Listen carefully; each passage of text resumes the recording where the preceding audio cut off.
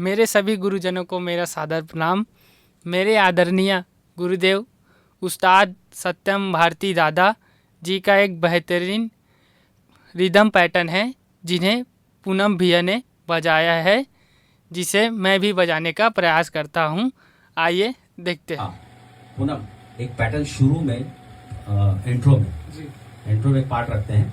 Part ऐसा रहेगा टक टक टक जंग चक चंग चक चंग चंग राजंग जंग राजंग जंग राजंग जंग चक चंग चंग राजंग जंग राजंग जंग राजंग जंग तगड़ तक तगड़ तक तगड़ जंग जंग जंग जंग तगड़ तक तगड़ तक तगड़ जंग जंग जंग जंग तगड़ जंग जंग जंग जंग तगड़ जंग जंग जंग जंग जंग जंग जंग जंग जूम।